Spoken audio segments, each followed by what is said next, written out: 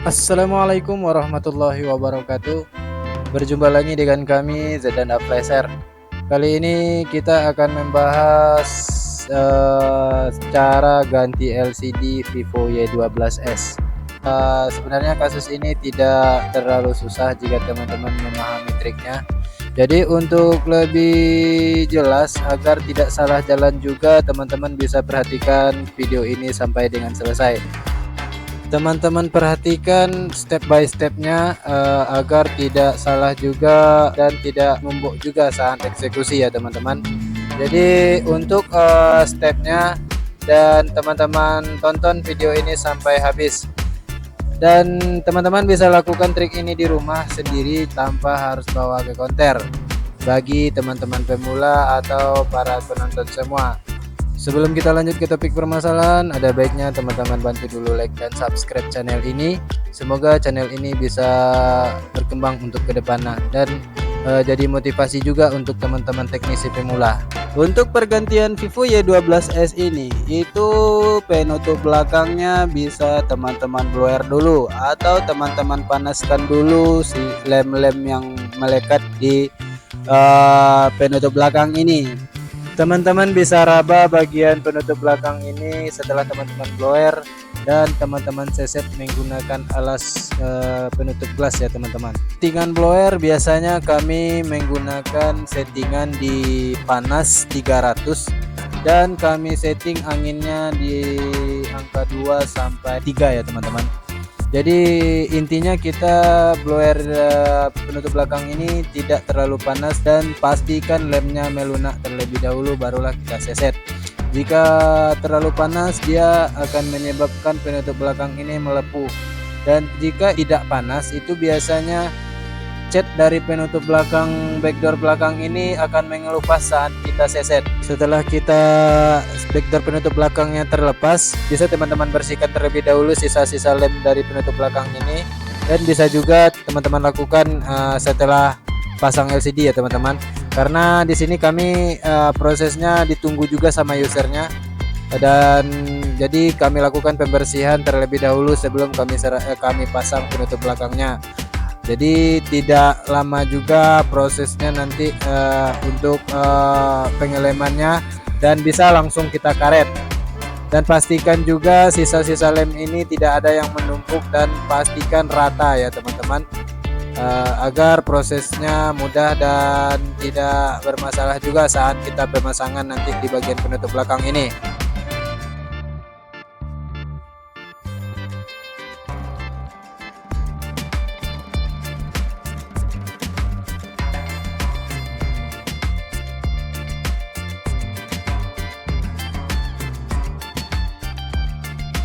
Dan teman-teman perhatikan juga saat pembongkarannya itu di bagian pelindung songket fingerprint, teman-teman pastikan dulu sudah terlepas, dan pastikan juga songket fingerprintnya ini benar-benar terlepas dahulu agar tidak putus juga saat kita melakukan pelepasan penutup belakang ini ya teman-teman.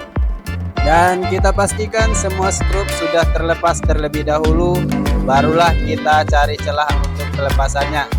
Dan di sini teman-teman pastikan juga slot SIM-nya sudah terlepas dahulu ya teman-teman. Jadi kita pastikan slot SIM-nya terlepas dahulu agar tidak patah juga slot SIM-nya. Kemudian kita cari celah untuk melepaskan penutup belakang ini. Biasanya kami gunakan di bagian slot SIM ini ya teman-teman, karena di situ lebih mudah. Di situ ada celah untuk pembongkarannya. Kemudian kita gunakan kuku atau pembongkar penutup belakang. Kemudian kita lepaskan secara pelan-pelan. Jika HP ini belum pernah dibongkar, itu penutup belakang ini akan keras ya teman-teman. Perlu kejelian teman-teman untuk melakukan pelepasannya, dan pastikan fleksibel fingerprint itu aman dan tidak putus juga. Setelah terlepas, kita lakukan pengetesan dulu di LCD yang baru ini ya teman-teman. Jangan langsung kita pasang saja, bisa kita lakukan pengujian terlebih dahulu. Pastikan LCD ini tidak ada macet ya teman-teman, tidak ada kerusakan, dan pastikan juga layar sentuhnya berfungsi dengan normal. Jika setelah berfungsi barulah kita bisa melakukan pemasangan. Dan di sini sudah kami lakukan percobaan, ini tidak ada tanda-tanda kehidupan apakah LCD ini bermasalah atau tidak. Jadi nanti kita pastikan dulu ya teman-teman. Dan di sini tidak ada sama sekali respon dari LCD ini. Kemungkinan LCD ini bermasalah karena kami punya 2 stok dan kami coba juga dengan stok yang lain nantinya. Dan di sini kita coba lakukan pengecasan apakah ada tanda-tanda logo petir pengecasan atau tidak, dan hasilnya juga tidak ada tanda-tanda pengecasan. Jadi kami simpulkan LCD ini bermasalah dan kami coba ganti dengan LCD yang lain.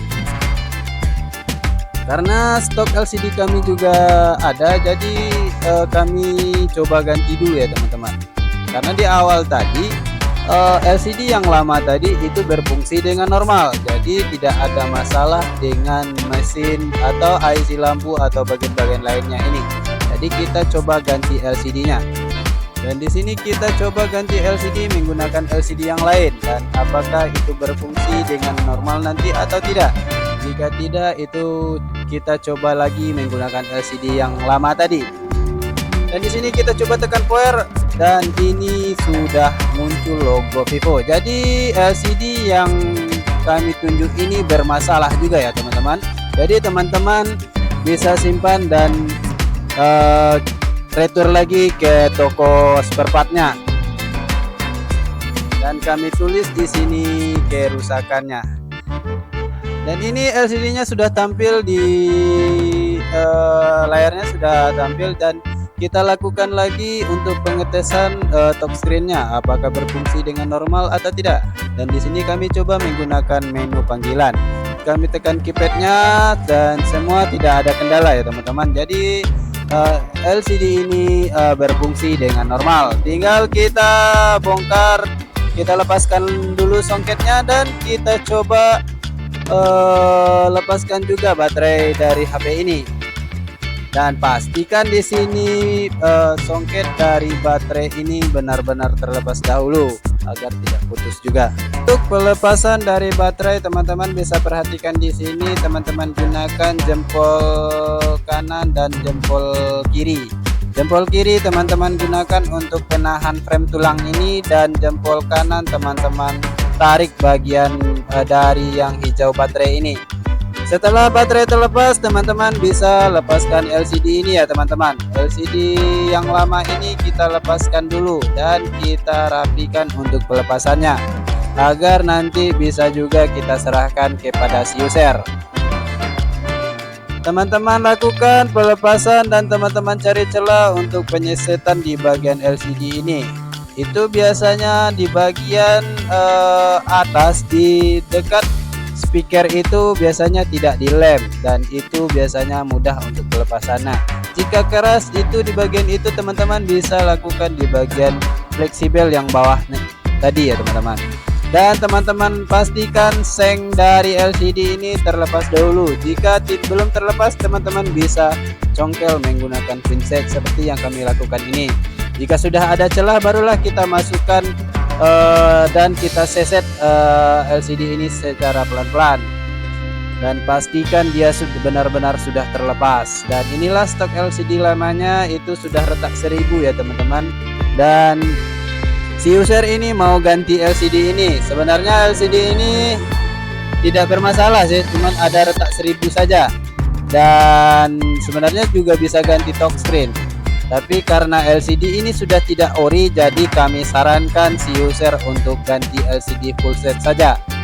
Oke teman-teman, di sini kita lepaskan dulu bagian kamera depannya.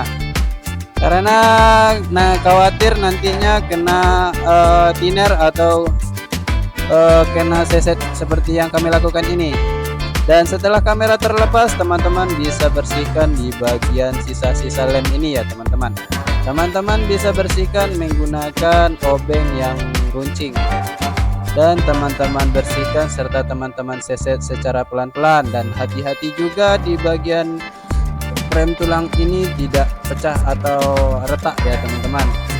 Kita lakukan dengan hati-hati dan kita seset juga menggunakan tangan. Di sini kami hanya menggunakan obeng ini untuk mencari celah bagian lem-lem ini terlepas di pinggir-pinggir ini ya teman-teman. Setelah ini nanti kami gunakan kuas dan thinner untuk melakukan pembersihannya. Di sini teman-teman pastikan sisa-sisa lem LCD yang lama ini sudah terlepas dahulu agar kekuatan dari LCD yang baru kita pasang nanti dan lemnya tahan lama juga. Jika masih ada sisa-sisa lem yang lama ini, kemungkinan mudah lepas LCD yang baru nanti kita lem. Jadi, dan kami sarankan untuk pembersihan benar-benar maksimal. Dan di sini karena kami menggunakan thinner untuk pembersihannya, jadi kamera depan kami lepaskan dulu agar tidak kena lem, agar tidak kena oleh thinner ini. Karena biasanya jika kamera depan ini kena thinner, itu biasanya akan menyebabkan kamera depannya blur. Jadi ada baiknya kita lepaskan dulu bagian kamera depan ini. Setelah terlepas, barulah kita gunakan kuas dan kita bersihkan sampai benar-benar bersih. Di sini kami sediakan kuas yang sudah tinggal sedikit pembersihnya, jadi memang khusus untuk melakukan pembersihan sisa-sisa lem ini. Dan biasanya kami banyak stok kuas ini ya teman-teman, karena untuk pembersihan sisa-sisa lem menggunakan ini biasanya rambut-rambut dari kuas itu akan rontok dan kita set seperti ini. Kami pun biasanya akan banyak stok untuk pembersih ini. Di sini kita pastikan benar-benar bersih ya teman-teman, dan sisa-sisa lem lama ini sudah terangkat semua. Dan pastikan di bagian frame tulang tidak ada batu atau tidak ada bentolan. Jika ada batu atau bentolan atau pasir yang kecil-kecil itu biasanya akan menyebabkan LCD menjarum atau bercahaya titik-titik seperti itu. Jadi kita pastikan tidak ada juga sisa lem dan sisa pasir-pasir yang melekat di bagian tulang bagian dalam ini. Jika setelah benar-benar rapi, barulah kita coba pengetesan dan pengujian ulang. Untuk pengujian ulang ini kita presisikan posisinya dan kita paskan posisinya agar nanti tidak ada cahaya-cahaya yang indah keluar dari samping-samping LCD.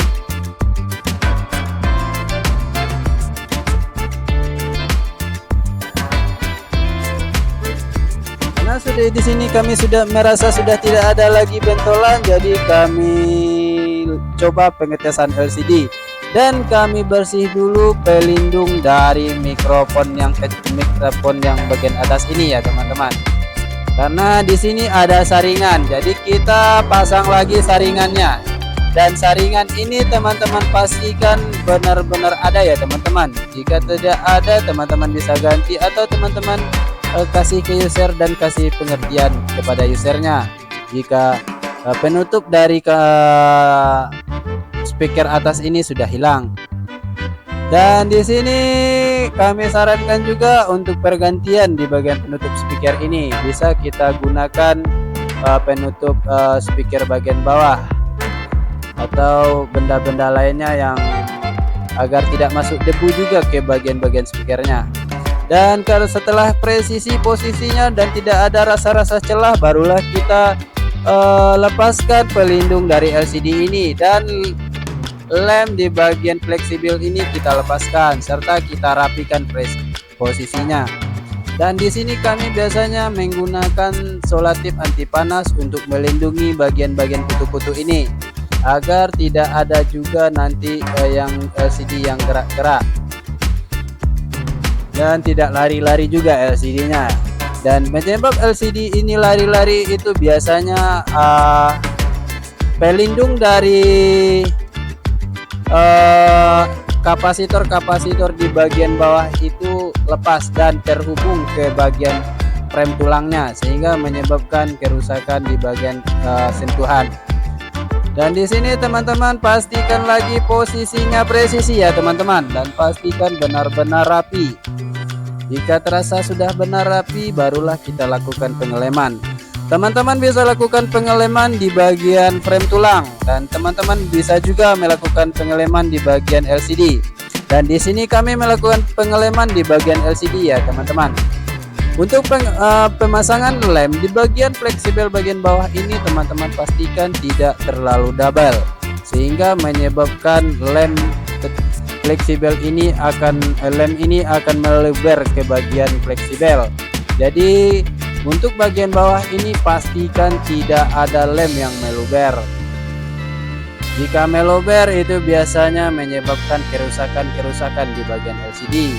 Dan biasanya jika ada LCD yang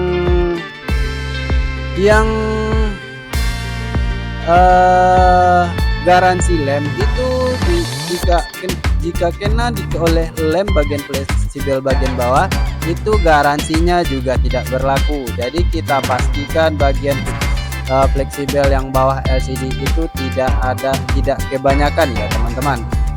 Dan setelah kita lakukan pengeleman dan kita presisikan, barulah kita rakit lagi mesinnya, serta kita pasang lagi kamera dan baterainya. Dan pastikan kamera dan baterai ini terpasang dengan benar agar tidak bermasalah juga dan kamera juga berfungsi. Dan di sini kita rapikan lagi posisinya dan kita pastikan soket LCD sudah terpasang dengan benar, serta pelindung baterai dan pelindung penutup belakang ini kita pastikan terpasang dengan rapi, serta soket fingerprintnya sudah terpasang. Setelah semuanya terpasang, barulah kita pasang skrup ya teman-teman. Dan kita pasang semua skrup ini dan kita rapikan. Setelah kita rapikan, nanti barulah kita lakukan pengeleman di bagian belakang ini.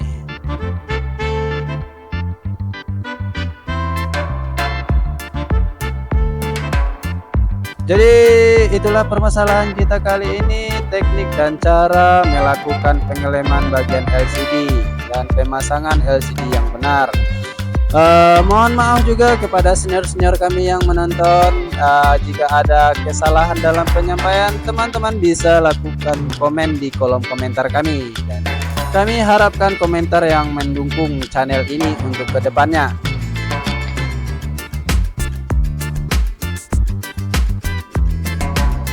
Dan setelah kita rapikan dan kita pasang skrup, barulah kita lakukan pengeleman di bagian pinggir-pinggir penutup belakang ini ya teman-teman. Kita lakukan pengeleman dan kita rapikan. Setelah kita rapikan, barulah kita pasang penutup belakang ini dan kita lakukan pengaretan dengan karet gelang. Teman-teman bisa gunakan karet gelang untuk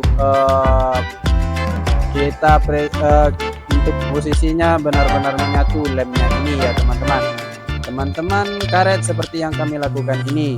Dan perlu juga teman-teman ketahui, untuk pengaretan seperti ini tidak perlu terlalu keras. Jika terlalu keras itu akan menyebabkan LCD-nya bermasalah. Jika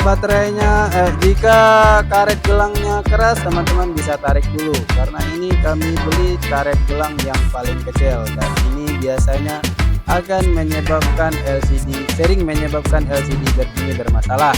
Dan kami sarankan untuk teman-teman pemula, gunakan karet gelang yang kuning yang kami pasang di bagian tengah ini.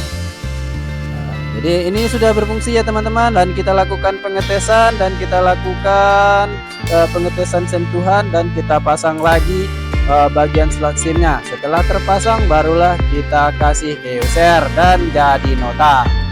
Oke teman-teman, dan guru-guru senior kami semua, semoga membantu untuk para teknisi pemula dan tidak bermaksud untuk menggurui para teknisi senior.